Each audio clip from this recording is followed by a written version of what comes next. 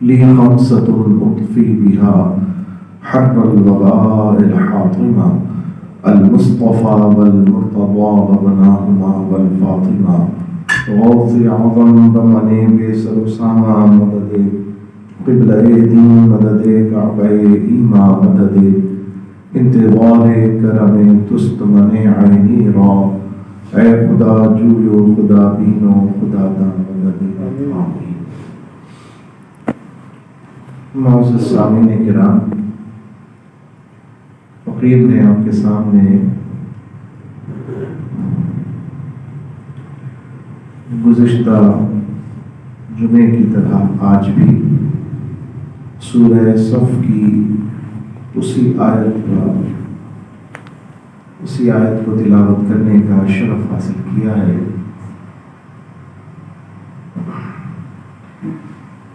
جو میں نے گزشتہ جمعے میں تلاوت کی، قبل اس کے کہ اس کے تحت کچھ لب کشائی کی سعادت حاصل کی جائے۔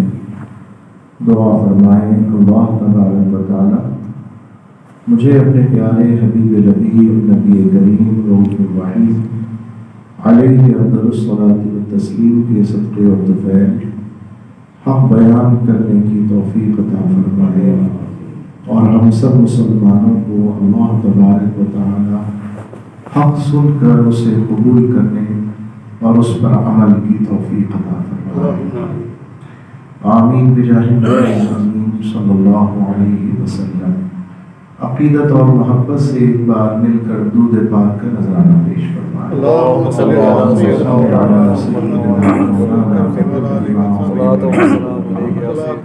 وآلہ وبارک وسلم صلاۃ و سلاما علیک یا سیدی یا خاتم النبیین۔ معزز سامعین کرام، ہماری گفتگو اس عنوان کے تحت چل رہی ہے کہ اللہ تبارک و تعالی نے اپنے محبوب نبی کریم رؤوف الرحیم تاجدار ختم نبوت صلی اللہ علیہ وسلم کی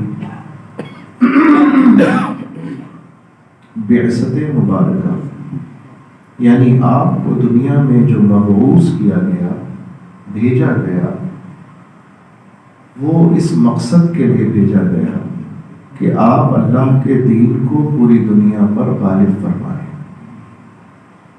اور میں نے یہ بھی بتایا کہ یہ جو آیت مقدسہ ہے، اس آیت کے تحت ہی ہمیں یہ بات پتہ چلی کہ اللہ تبارک و تعالی نے اپنے محبوب صلی اللہ علیہ وسلم کی ڈیوٹی، ان کی بعثت کی جو ذمہ داری ہے وہ یہ رکھی ہے۔ اور یہ بات ہمیں مختلف احادیث مبارکہ سے بھی پھر اس کی تائید اور اس کی توثیق ہوتی ہے۔ ایک تو یہ کہ ہم کسی کلام کو پڑھ کر اس کے معنی کو سمجھیں، قرآن کا مطلوب ہمیں پتہ چلے کہ قرآن کا مقصد کیا ہے۔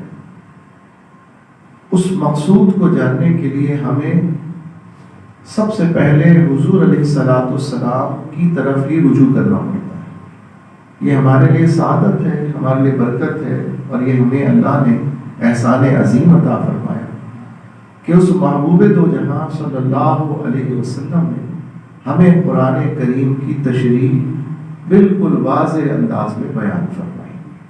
ہم سے مراد امت کو اس دور میں صحابہ کرام کی جماعت حضور علیہ السلام کی یہ بالکل ڈائریکٹ شاگرد ہیں، جو حضور علیہ السلام سے سیکھتے، جو بات بھی نہیں سمجھ میں آتی وہ حضور علیہ السلام سے پوچھتے، بلکہ حضور علیہ السلام پوچھنے سے پہلے ہی انہیں اس کا مطلب سمجھا دیتے۔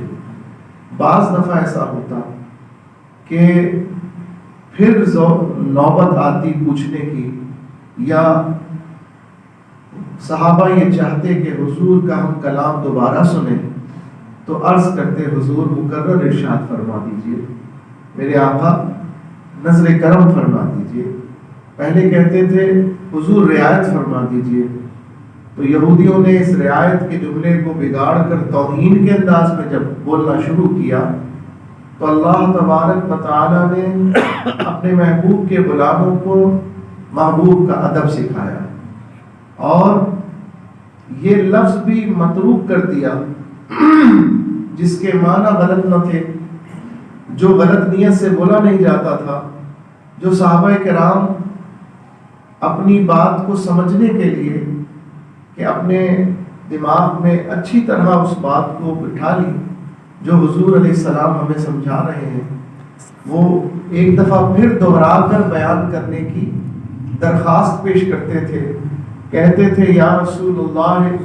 راعنا، اے ہمارے آقا ہم پر رعایت فرمائیے۔ اس کے معنی یہ ہے کہ آقا ذرا دوبارہ ارشاد فرما دیجئے، جو آپ نے ہمیں سمجھایا ہے ایک دفعہ پھر سمجھا دیجئے۔ یہودی یہاں پر لفظ راعنا کو راعینا یعنی عین کے ساتھ یا ملا کے ادا کرتے، رعایت والے راعنا میں عین کے بعد نون الف ہے، یا نہیں ہے بیچ میں، لیکن جب اسے راعینا پڑھا جائے گا راعینا تو یہاں مراد ہو جائے گی، راعی کہتے ہیں چرواہے کو، راعی کہتے ہیں چرواہے کو، اس کا مطلب یہ ہوا راعینا اے ہمارے چرواہے، یعنی وہ مذاق اڑا دیا کرتے تھے اس لفظ کا۔ صحابہ کی نیت میں بھی یہ شامل نہیں، صحابہ کے وہم و گمان میں بھی یہ بات نہیں، وہ تو حضور سے نظر کرم چاہتے تھے، دوبارہ سننا چاہتے تھے، تو وہ رعایت کا لفظ کہتے تھے۔ اللہ تبارک و تعالیٰ نے قرآن کریم میں اپنے محبوب علیہ السلام کے غلاموں کو محبوب کا ادب سکھایا اور فرمایا یا ایھا الذین آمنوا، پہلے تو ان کی غلامی کی سند عطا فرمائی، انہیں ایمان والا فرمایا، یعنی ان کو بے ایمان نہیں کہا، اگرچہ وہ لفظ رائنا کہتے تھے مگر اللہ نیتوں کو جاننے والا ہے، اس لیے ان کی نیت کی تصدیق فرما دی کہ نیت سچی ہے، لیکن نیت سچی بھی ہو تب بھی محبوب کی شان اتنی بلند و بالا ہے کہ اس کی بارگاہ میں جو لفظ استعمال ہو رہا ہو، چاہے نیت کتنی ہی اچھی ہو، لفظ میں بھی کوئی نقص شامل نہیں ہونا چاہیے، اس کے معنی میں بھی کوئی گراوٹ شامل نہیں ہونی چاہیے۔ اتنا ستھرا اجلا نکھرا صاف ستھرا ایسا لفظ محبوب کے لیے استعمال کرو جس میں کسی کو کہیں کسی غلط فہمی کا شائبہ بھی نہ گزر سکے، کسی غلط معنی لینے کا گمان بھی نہ گزر سکے۔ تو کیا کہا اللہ نے؟ اے ایمان والو یا ایھا الذین آمنوا لا تقولوا راعنا، رائنا مت کہو، جب محبوب سے تمہیں حاجت ہو دوبارہ پوچھنے کی تو رائنا کہہ کے مت کہو، بلکہ کیا کہو؟ وقولوا انظرنا، قولوا انظرنا، کہو یا رسول اللہ ہم پر نظر فرمائیے، ہم پر نظر فرمائیے، سبحان اللہ، یک نگاہے گاہے گاہے، یک نگاہے گاہے گاہے، یک نگاہے گاہے، آقا آپ کی ایک نگاہ بس بار بار وہ نگاہ پڑتی رہے ہم پر، وہ ایک نگاہ کا سوال ہے، تیری ایک نظر کا سوال ہے، میری زندگی کا سوال، تیری ایک نگاہ کی بات ہے، میری زندگی کا سوال ہے، سبحان اللہ۔ وقولوا انظرنا، جب بھی کہو تو کہو یا رسول اللہ ہم پر نظر کرم فرمائیے، سبحان اللہ۔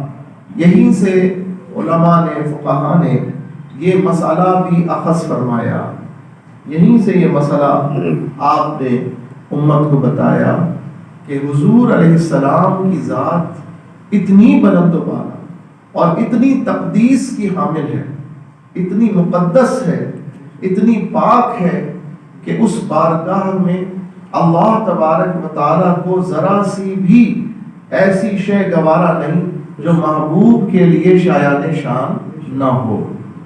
اب جب یہ اصول وضع ہو گیا تو اب یہ اصول ہمیں سکھاتا ہے کہ ہم ہر لفظ کو جو حضور کے لیے استعمال کریں یا اللہ کے لیے استعمال کریں. بھائی جب حضور کے لیے استعمال کرنا منع تو اللہ کے لیے تو بدرجہ اولا منع. جو رسول کے لیے ناجائز تو اللہ کے لیے اس سے کہیں زیادہ اس کی افادیت یا اس کی ضرورت. تو اب اصول پتہ چل گیا کہ جو مقدسات ہیں ہمارے ان کے لیے ہم ہلکا لفظ استعمال نہیں کریں گے. اب ہمیں کیسے پتہ چلے کہ ہلکا کون سا لفظ ہے اور بھاری کون سا لفظ ہے؟ تو یہ ہمیں علم بتاتا ہے. یہ ہمیں کیا کون بتائے گا؟ علم سے پتہ چلے گا. اور علم جب تک سیکھیں گے نہیں اس وقت تک ہمیں علم نہیں آئے گا. اسی علم کے لیے فرمایا گیا کہ یہ علم حاصل کرنا فرض ہے کہ اللہ رسول کی بارگاہ میں کون سا جملہ استعمال ہوگا اور کون سا جملہ استعمال نہیں ہوگا. اب میں آپ کو اس کی مثال دیتا ہوں کہ ہمارے معاشرے میں عدم علم کی وجہ سے، علم حاصل نہ کرنے کی وجہ سے، اسی علم کو چھوڑ دینے کی وجہ سے ہم اللہ رسول کی بارگاہ میں کتنی غلط چیزوں کو استعمال کرتے ہیں جس سے ہمارا ایمان بھی زائل ہو جاتا ہے. ہمیں پتہ ہی نہیں چلتا، ہمارے منہ سے کفر نکل جاتا. ہماری نیت بری نہیں ہوتی، لیکن بات یہاں نیت کی نہیں ہے. بات یہاں یہ ہے کہ وہ لفظ بھی استعمال نہیں ہونا ہے. میں اس کی مثال دوں. معاشرے میں کچھ چیزیں آداب ہوتی ہیں، آداب، اخلاقیات، کچھ معیار ہوتے ہیں بات کرنے کے. اب میری والدہ ایک لینگویج کے اندر اگر میں کہوں میرے باپ کی جورو تو لفظ بالکل درست ہے، یعنی میں نے کوئی غلط بات نہیں کی. لیکن اگر اخلاقیات کے اعتبار پہ تولا جائے تو یہ بات اچھی نہیں ہے.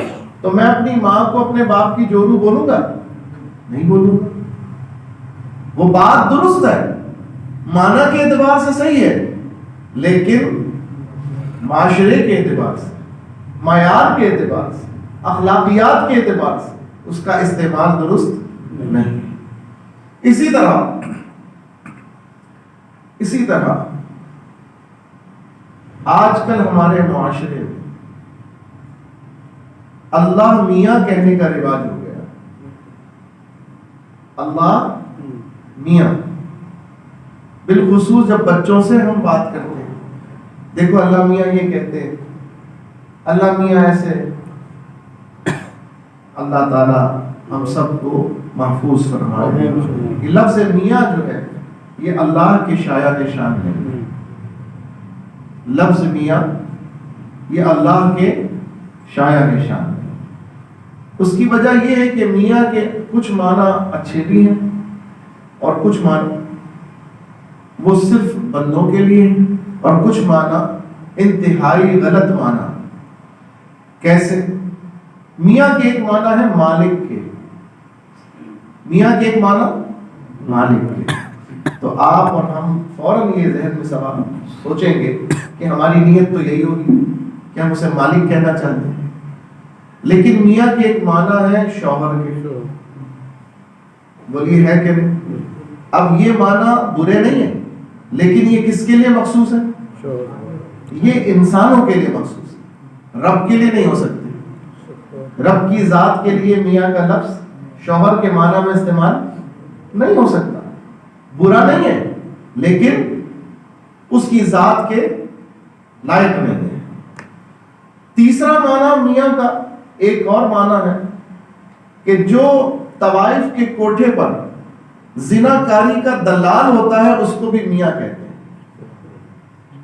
یعنی وہ شخص، وہ میڈیٹر، وہ درمیانی آدمی، کمیشن ایجنٹ جو آپ کو بہلا پسلا کے کہے میں آپ کو بہت فریش مال دوں گا، میں آپ کو یوں دوں گا اور ایسی حسین لڑکی پیش کروں گا، اور اس کا کمیشن طوائفہ سے بھی ہو، کوٹھے سے بھی ہو، اور آپ سے بھی وہ کمیشن لے. تو جو بیچ کا آدمی ہے نا، اس کو بھی کیا کہتے ہیں؟ میاں کہتے ہیں. عرف میں اس کو بھی میاں کہا جاتا ہے. تو اب آپ سوچئے کہ ایک معنی اچھا شایان شان مالک. ایک معنی اچھا تو لیکن شایان شان نہیں شوہر, اور ایک معنی تو نہ اچھا اور گستاخی اگر اس کے لیے ہم استعمال کریں, توہین اس کی ذات کے لیے. لیکن ہم عدم علم کی بنا پر, بتائیے گھروں میں عورتیں بچے بڑے سب کیا یہ لفظ کا استعمال نہیں کرتے؟ کرتے ہیں نا.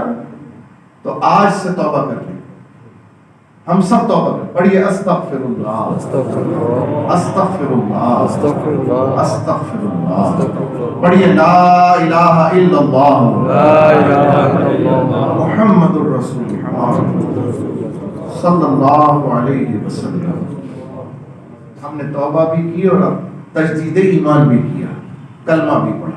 یہ ایک تجدید ایمان. اسی معاملہ اتنے چھوٹے چھوٹے مسائل کی وجہ سے میرے آقا علیہ السلام نے فرمایا آخر زمانے میں میری امت کا حال یہ ہوگا, صبح اٹھے گی تو مومن ہوگی, شام تک کفر میں مبتلا ہو جائے گی. شام میں مومن ہوگی, صبح اٹھے گی تو کفر کی حالت کے اندر. اس کی وجہ یہی ہے کہ ہمارے منہ سے کلمات کفر نکل جاتے ہیں جن کا ہمیں جہالت کی وجہ سے اندازہ نہیں, علم نہ ہونے کی وجہ سے اندازہ نہیں ہوتا. ہم میں سے میں کئی دفعہ یہ مثالیں دیتا ہوں اس لیے کہ آپ اور ہم کم از کم بھائی سن لیا تو بچ جائے نا. اب اس بات کو آگے پھیلانا آپ کی ذمہ داری, اب اس بات کو اپنے گھر میں ذکر کرنا آپ کی ذمہ داری. اور آپ کے سامنے جب آپ کی اہلیہ, آپ کی بیٹی, آپ کی بہو, آپ کی بہن, آپ کی والدہ اگر یہ لفظ استعمال کریں تو آپ نے فوراً بتانا ہے دیکھو میں نے امام صاحب سے یہ مسئلہ مسجد میں سنا ہے اور اس کے یہ معنی ہے, امام صاحب نے بتایا ہے کہ نیت بری نہیں ہو, کسی کی نیت بری نہیں ہوتی, لیکن چونکہ علم نہیں ہوتا تو وہاں پر نیت کا عذر نہیں قابل قبول ہوگا. کوئی کفر بکتا رہے بولے میری نیت نہیں تھی, ہوش و حواس میں رہ کے کوئی کفر بکے اور بولے میری نیت نہیں تھی. کوئی بت کے سامنے کا پتھر چوم رہا ہو, اسے پتھر بہت اچھا لگ رہا ہو, وہ پتھر چومنے کے لیے جھک گیا ہو تو دوسرا دیکھ کر کیا بولے گا کہ یہ بت کو سجدہ کر رہا ہے. تو ایسی جگہ کا پتھر بھی چومنا چاہے نیت کتنی ہی اچھی ہو آپ کو کفر میں مبتلا کر سکتا ہے, آپ کو کفر میں مبتلا کر سکتا ہے. تو بعض جگہ نیت کا اعتبار ہوتا ہے لیکن بعض جگہ نیت کا اعتبار نہیں ہوتا. اس لیے ہمیں اب اس کا تدارک کیا ہے؟ اس کا تدارک یہ ہے کہ ہمیں علم حاصل کرنا چاہیے. ہمیں علم حاصل, کون سا علم؟ اب پھر وہی علم جو آپ کو کفر سے بچا لے, جو آپ کو حرام سے بچا لے, جو آپ کو ناجائز سے بچا لے, اور جو آپ کو بے عملی سے بچا لے. کون سا علم ضروری ہے؟ جو آپ کو کفر سے بچا لے, جو آپ کو بے عملی سے بچا لے, جو آپ کو ناپاکی سے بچا لے, جو آپ کو ناجائز سے بچا لے, اور جو آپ کو حرام سے بچا لے. یہ 5 طرح کے جو علوم ہے نا یہ فرض ہے. یہ 5 طرح کے علوم ہر مسلمان مرد اور عورت پر فرض عین ہے.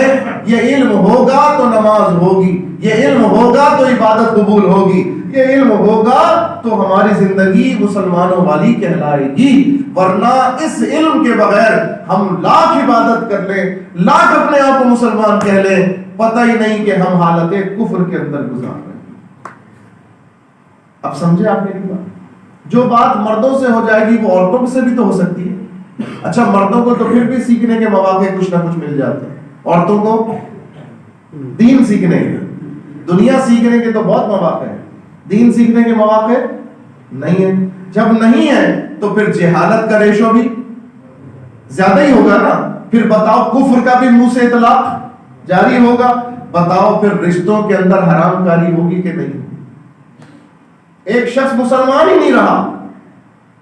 بعض کفر ایسی نوعیت کے ہوتے ہیں جس میں جب کفر صادر ہو تو ایمان بھی چلا جاتا ہے, جب ایمان چلا گیا تو رشتہ بھی ٹوٹ گیا, اور جب رشتہ ٹوٹ گیا اور پتہ ہی نہیں ہے مگر اس کے باوجود اسی رشتے کے تقاضے آپ پورے کرتے رہیں تو سمجھ لیجئے کہ حلال کے بجائے حرام کاری ہو رہی ہے۔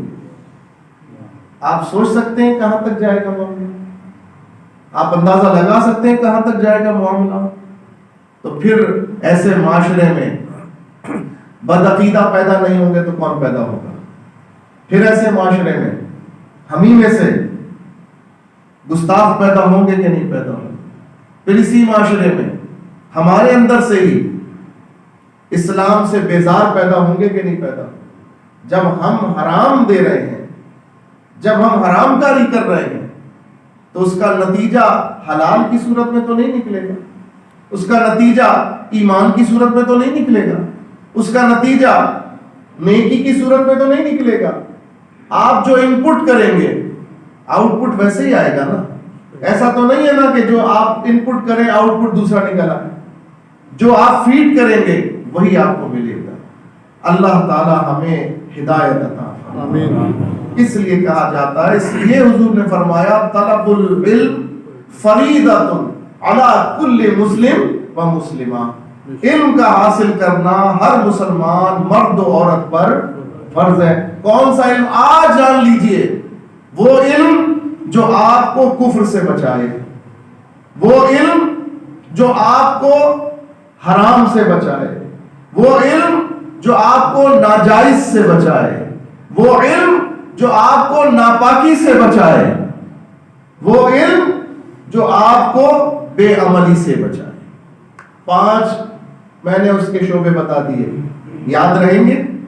پہلا شعبہ، وہ علم حاصل کرنا فرض ہے ہر مسلمان پر جس سے آپ کفر سے بچ جائیں، جس سے آپ کفر سے بچ جائیں۔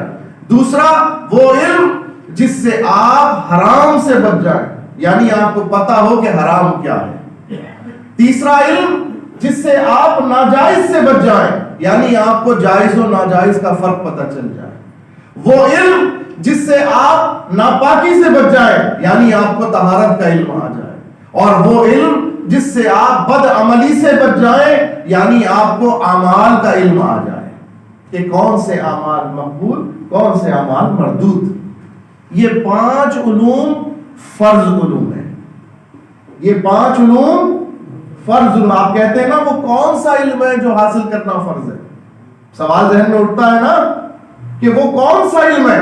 دنیا کا، انجینئرنگ کا، ڈاکٹری کا، فائنانس کا، کون سا علم؟ تو میں نے عرض کر دیا وہ 5 علوم یہ ہیں جو کفر سے بچائے، جو کفر سے بچائے، جو حرام سے بچائے، جو ناجائز سے بچائے، جو ناپاکی سے بچائے، اور جو بے عملی سے بچائے۔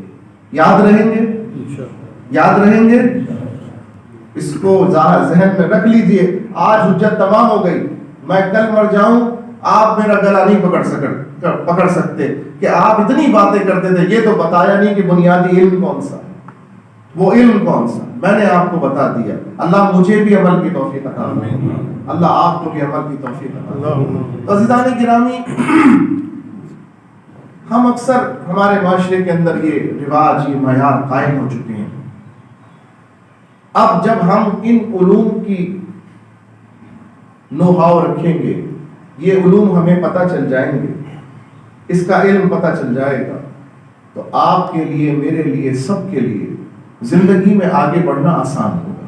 بحیثیت مسلمان اپنے معاملات کو ادا کرنا آسان، یعنی یہ 5 چیزیں جب آپ حاصل کر لیں گے تو آپ کا ایمان بھی درست ہو جائے گا، آپ کا عمل بھی درست ہو جائے گا، اور دنیا میں آپ کے معاملات بھی درست ہو جائیں گے۔ جب آپ کو یہ پتہ چل جائے گا کہ حرام و حلال کیا ہے، تو آپ نوکری بھی وہ تلاش کریں گے جو حلال ہوگی، آپ کاروبار بھی وہ اختیار کریں گے جو حلال ہوگا، آپ رشتہ بھی وہ، جب آپ کو جائز و ناجائز کا پتہ چل جائے گا تو آپ رشتے میں بھی دیکھیں گے کہ میرا کس کے ساتھ رشتہ جائز ہے اور کس کے ساتھ رشتہ ناجائز ہے، کس کے ساتھ میل ملاپ کرنا جائز ہے اور کس کے ساتھ میل ملاپ رکھنا ناجائز ہے۔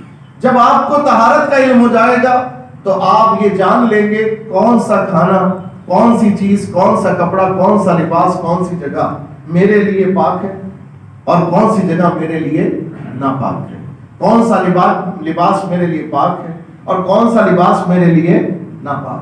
کون سا پانی میرے لیے پاک ہے اور کون سا پانی میرے لیے ناپاک ہے. اور جب بے عملی کا علم آپ کو پتہ چل جائے گا کہ وہ علم جس سے عمل اور بے عمل پتہ چل جاتا ہے, تو آپ کو یہ بھی معلوم ہوگا کہ بحیثیت مسلمان مجھ پر کون سی عبادت جو ہے اس کا عمل کرنا لازم ہے اور کون سے اعمال ہیں جن سے بچنا لازم ہے. یہ ساری باتیں آپ کو انہی 5 شعبوں کے اندر ہی ملیں گی. یہ ہے فرض علوم جس کا حاصل کرنا ہر مسلمان عاقل بالغ مرد عورت پر فرض عین ہے. فرض عین کہتے ہیں جس طرح نماز فرض ہے نا, اس سے بھی بڑھ کر اس علم کا حاصل کرنا فرض ہے. کیونکہ نماز کیسے پڑھیں گے یہ علم بتائے گا, نماز کب پڑھیں گے یہ علم بتائے گا, نماز میں کیا پڑھیں گے یہ علم بتائے گا, اور نماز کے بعد کیا کریں گے یہ علم بتائے گا. عزیزان محترم, اب اسی دین کو پہلے تو امت کو سکھانے اور پھر اس امت کے ذریعے اس دین کو پوری دنیا میں غالب کرنے, یہ ہے نبیوں کا کام. یہ ہے میرے آقا علیہ السلام کی بعثت مبارکہ کا مقصد. حضور دنیا میں تشریف لائے یہ دین سکھانے, یہ دین بتانے, اور پھر نہ صرف آپ تک بلکہ پوری کائنات میں یہی دین پھیلانے. یعنی اللہ کی منشا اور مراد یہ ہے کہ دنیا میں کوئی شخص بھی اس دین کی برکت سے محروم نہ رہے. آپ کہتے ہیں کہ سوال ممکن ہے کہ آپ کے ذہن میں آئے, ذرا درود شریف سنائیے. اللهم صل على سيدنا مولانا محمد مولانا السلام عليك يا سيدي يا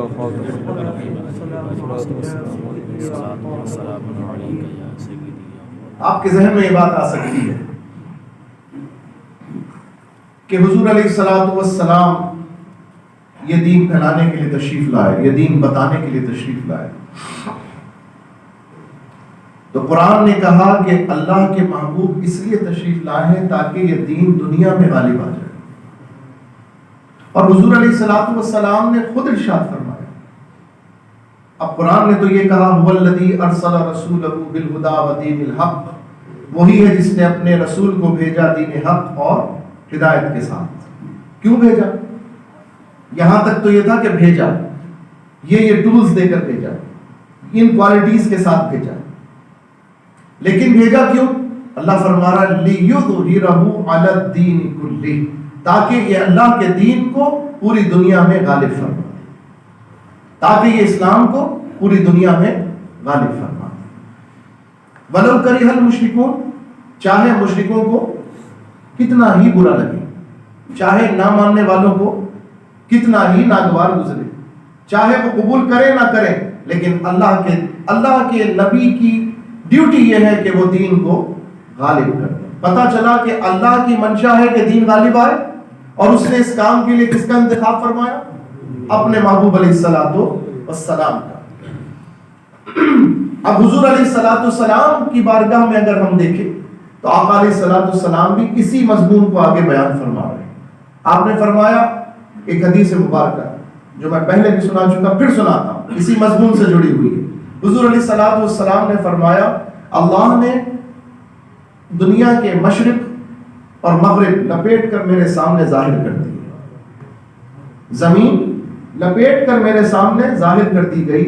میں نے اس کے مشرق بھی دیکھ لیے اور مغرب بھی دیکھ لیے. یقین رکھو کہ جہاں جہاں میں نے دیکھا ہے, یعنی مشرق و مغرب گویا پوری دنیا کو جو میں نے دیکھا ہے, یقین رکھو میری امت کی حکمرانی ہر اس جگہ پہ اللہ قائم فرما دے گا. پہلی بات پتہ چل گئی کہ انشاءاللہ اسلام پوری دنیا میں غالب ہو کر رہے گا. حضور یہ کام کرنے کے لیے تشریف لائے اور حضور ہی بشارت فرما رہے ہیں کہ یہ دنیا میں ہوگا. دوسری حدیث حضور علیہ الصلوۃ والسلام نے ارشاد فرمایا دنیا میں گارے اور مٹی سے بنا ہوا کوئی گھر ہو یا کپڑے کا بنا ہوا کوئی خیمہ ایسا باقی نہ رہے گا جس میں اسلام داخل نہ ہو جائے. یعنی گویا دنیا کے ہر گھر میں اللہ اسلام داخل فرما دے. اب ہمیں اصول پتہ چل گیا, ہمیں اللہ کی منشا اور مراد پتہ چل گئی, ہمیں حضور علیہ السلام کی ڈیوٹی کا مقصد پتہ چل گیا, ہمیں حضور علیہ السلام کی بعثت کا مقصد پتہ چل گیا. لیکن ان سب کے باوجود جب حضور علیہ السلام کا وصال ہوتا ہے تو کیا اسلام پوری دنیا پہ غالب آ چکا ہوتا ہے؟ سمجھیے بات. اللہ قرآن میں فرما رہا ہے محبوب کے دنیا میں بھیجنے کا مقصد یہ ہے کہ دین کو غالب کر. لیکن جب محبوب دنیا سے تشریف لے جا رہے ہیں, اب تو محبوب نہیں آئیں گے نا, اب تو دنیا سے تشریف لے جا رہے ہیں. ظاہراً ڈیوٹی مکمل ہو گئی تبھی تو جا رہے ہیں نا, ظاہراً ڈیوٹی مکمل ہو تبھی تو بھائی ڈیوٹی مکمل نہیں ہوتی تو جاتے, کام پورا کر لیا تبھی تو جا رہے ہیں. تو اب سوال یہ پیدا ہوتا ہے, کیا حضور علیہ السلام کا مقصد تخلیق مکمل ہو چکا, حضور کا مقصد بعثت مکمل ہو چکا؟ تو حالات و قرائن بتاتے ہیں کہ ابھی حضور علیہ السلام کا مقصد بعثت بلاد عرب میں تو ہو چکا, بلاد عرب میں تو ہو چکا, لیکن ابھی باقی دنیا بہت سی ایسے علاقے باقی ہیں جہاں پر ابھی تک اسلام کی خوشبو نہیں پڑی. جب حضور کا وصال ہوا اس وقت چین میں, روس میں, یورپ میں, امریکہ میں, ہند میں, ایشیا میں بہت سے ممالک تھے, افریقہ میں, جہاں پر اسلام کی خوشبو ابھی نہیں آئی اور حضور کا وصال ہو گیا. تو اب یہاں پر سوال ذہن میں پیدا ہوتا ہے, کیا حضور علیہ السلام کا مقصد بعثت ادھورا رہ گیا؟ کیا حضور علیہ السلام اپنا کام پورا کیے بغیر تشریف لے گئے, یا پھر وہ کام جو پورا ہونا تھا حضور کے ذریعے وہ ادھورا رہ گیا ہے, ابھی پوری دنیا میں نہیں پہنچا ہے, تو پھر وہ کیسے پورا ہوگا؟ تو آئیے میں آپ کو اس کی وضاحت کر کے بتاتا ہوں, اور یہ بات آپ کے لیے میرے لیے بڑی خوشی کی بات ہے. حضور علیہ السلام پر جو ذمہ داری اللہ نے عطا فرمائی, یاد رکھو حضور علیہ السلام نے وہ ذمہ داری پوری فرمائی. ہم یہ مان ہی نہیں سکتے کہ حضور نے کوئی کام اللہ نے ان کے ذمہ لگایا ہو اور انہوں نے وہ پورا نہ کیا. حضور علیہ السلام نے اپنی ڈیوٹی پوری کی. کیسے پوری کی یہ میں بتاتا ہوں. حضور علیہ السلام کی بعثت کے دو حصے ہیں, ایک بعثت خاص اور ایک بعثت عام. بعثت خاص حضور کی ذات والا صفات سے ڈائریکٹ منسلک ہے, یعنی قرآن کا مکمل ہونا, اسلام کا مکمل ہونا اور مدینے کی ریاست کا قائم ہو جانا. یعنی غلبہ اسلام کے لیے جو کام چاہیے تھا میرے آقا علیہ السلام نے اس کی بنیادوں کو مضبوط بنا دیا. حضور علیہ السلام نے غلبہ اسلام کی تحریک کے لیے ابتدا فرما کر اس کی بنیادوں کی تکمیل فرما دی, حتیٰ کہ بلاد عرب میں حضور کی حکومت کا جھنڈا لہرانے لگا, نظام مصطفیٰ نافذ ہو گیا, مدینہ منورہ میں حکمرانی قائم ہو گئی, حضور علیہ السلام کا سکہ چلنے لگا اور حضور علیہ السلام کا نظام عرب پر قائم ہو چکا.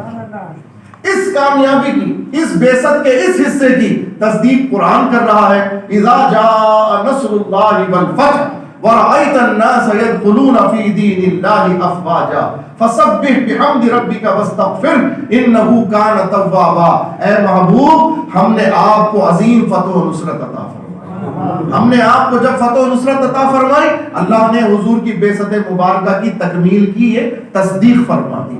فرمایا محبوب آپ نے اپنے حصے کا کام کر لیا, آپ کی بعثت خاص کا جو مقصد تھا آپ نے وہ کام کر لیا.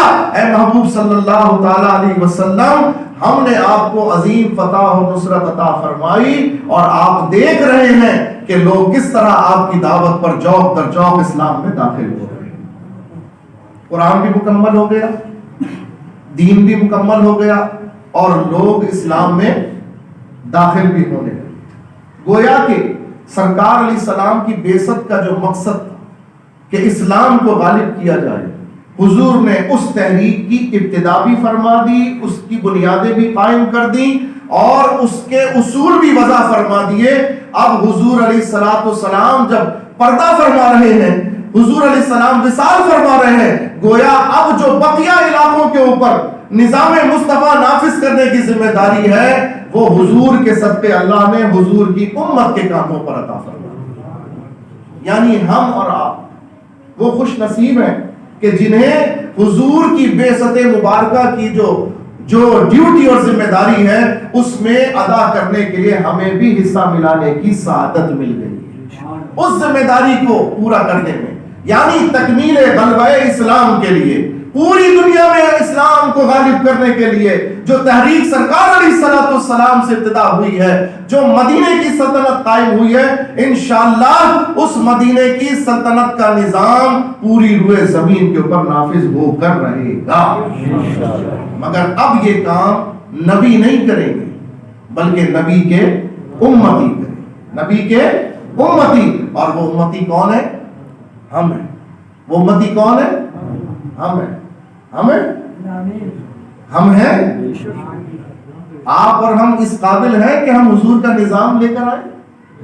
ہم تو ابھی تک اس مخمصے میں ہیں کہ نظام مصطفیٰ آنا بھی چاہیے کہ نہیں، ہم تو ابھی تک اس کنفیوژن میں ہیں کہ سوشلزم لے کر آئیں یا مارکسزم لے کر آئیں یا کمیونزم لے کر آئیں یا لبرلزم لے کر آئیں، ہم تو ابھی تک یہی فیصلہ نہیں، ہم مسلمان 57 ممالک، کہاں اسلامی نظام نافذ ہے؟ ملک 57 ہے، لیکن ہم حضور کے اس نظام کو، ہم اپنے امت کے اس ذمہ داری کو احساس ہی نہیں کر پائے کہ اللہ نے ہمیں حضور کی امت بنایا، اعزاز عطا فرمایا، اور قرآن میں ہماری تعریف کی، کنتم خیر امۃ اخرجت للناس تأمرون بالمعروف وتنہون عن المنکر وتؤمنون باللہ، تو بہترین امت ہو کہ اللہ نے تمہارا انتخاب فرما لیا۔ تو ہم وہ امت کہلانے کے لائق ہیں؟ ہم وہ امت کہلانے کے لائق ہیں؟ ہم تو برائے نام مسلمان ہیں، ہم میں تو نہ علم ہے کہ ہم کیوں امتی ہیں، ہم کیسے امتی ہیں، ہمیں تو یہ بھی نہیں پتا۔ جس دن آپ کو آپ کی حیثیت کا پتہ چل گیا، انشاءاللہ انقلاب اسی دن آ جائے۔ پروفیسر منیب الرحمان صاحب قبلہ، مفتی منیب الرحمان صاحب دامت برکاتہ اللہ علیہ، آپ نے ایک بہت پیاری بات ارشاد فرمائی تھی۔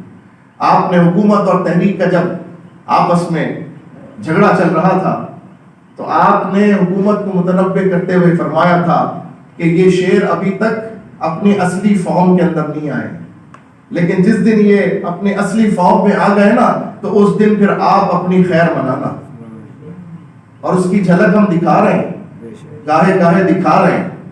تم نے کنٹینروں کو ویلڈنگ سے جوڑ کر دیکھ لیا، تم نے کھائیاں کھود کر دیکھ لیا، تم نے نہ جانے گولیاں برسا کر دیکھ، تم نے تیزاب پھینک کر دیکھ لیا، مگر محبوب کے وفادار پیٹ نہیں دکھاتے، سینہ دکھاتے ہوئے آگے چلتے۔ تم نے چند کو آزمایا، اگر پوری قوم اسی جذبے سے بیدار ہو گئی، بتاؤ پاکستان کا نقشہ بدلے گا کہ نہیں بدلے گا؟ انقلاب آئے گا کہ نہیں آئے گا؟ انشاءاللہ آئے گا، آئے گا، آئے گا، سرکار کا دین آئے گا انشاءاللہ۔ آیا آیا دین آیا، آیا دین آیا، آیا آیا دین آیا۔ پاکستان کا مطلب کیا؟ لا الہ الا اللہ۔ دستور ریاست کیا ہوگا؟ محمد رسول اللہ۔ لبیک لبیک لبیک یا رسول اللہ، لبیک لبیک لبیک یا رسول اللہ، لبیک لبیک لبیک یا رسول اللہ۔ تاجدار ختم نبوت زندہ باد، زندہ باد، زندہ باد۔ من سب نبیًا